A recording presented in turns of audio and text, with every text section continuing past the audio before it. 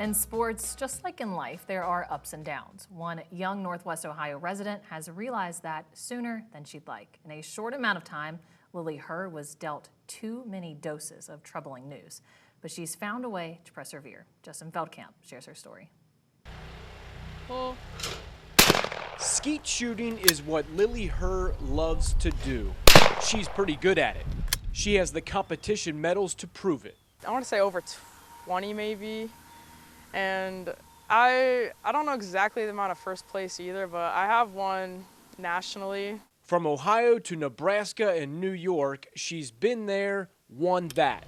As a 15-year-old growing up in the Evergreen School District, she was always ready for what would come next, until...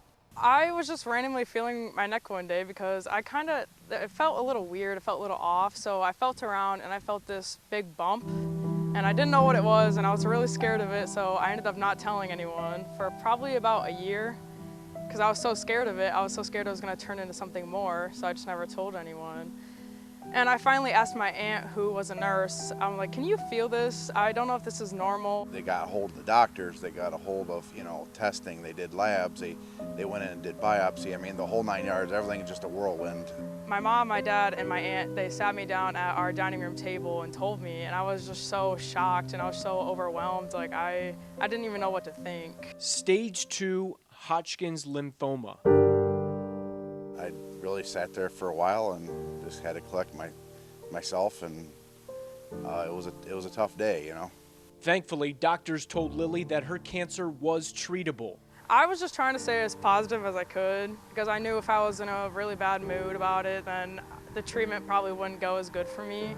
So I found that just keeping a really positive attitude and just hoping for the best was really the best way to go. Lilly had optimism, but soon she found out she would not have one of her biggest supporters. Who told you? My dad. He was just kind of like, don't go anywhere, your mom's been in a car accident. And at first I was just kind of like, okay, probably just nothing major, just maybe like a fender bender. And then I just got more worried and no one was really answering their phones, and I was just really scared. And at that point, I feel like I kind of knew, but I just didn't want to admit it to myself. I kind of sunk, my heart just fell right down to my feet. Lilly's mom, Jeff's wife, Michelle, died at the scene of a car wreck.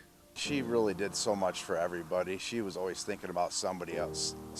She was always, write the kids a note and put it in their car in the morning or in their lunch, or for me getting stuff that I like to eat, or, just a little stuff. And, sometimes you overlook them things.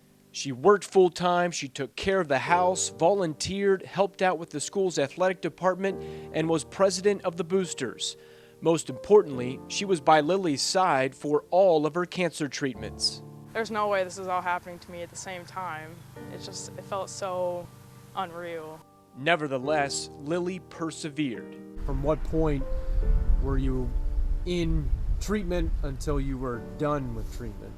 So I was in treatment around a week or two after I got diagnosed. So it was around April to November was the full span of kind of getting diagnosed, getting treated, and then getting to ring the bell.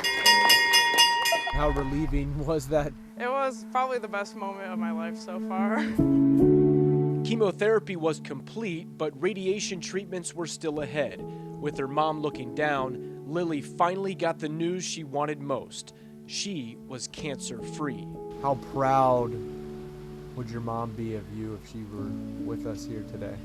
I think she would be very proud. I think she knew that I would always come out on top of cancer. And although she never got to actually see me ring the bell or beat it, I think she knows. What did you learn about Lilly throughout this process? Just how tough she can be. Sometimes, she's my little girl, but the way she handled it and came through it with everything else has been pretty remarkable. Lilly was back to doing what she loved to do. If a kid could come out of cancer and losing a parent, and I think if you're not falling apart, you're a pretty tough cookie. She'll have to continue to be a tough cookie. Unfortunately, in the small amount of time since we first met Lilly, her cancer has returned. She's in the hospital for chemotherapy and a stem cell transplant. She remains positive and has that determined spirit. She beat cancer once and she plans to beat it again. Now a senior in high school, Lilly is sharing her story because she believes it can help others in similar circumstances. If you'd like to donate to Lilly's cause to help others, go to the area's Leukemia and Lymphoma Society website, lls.org/EGL.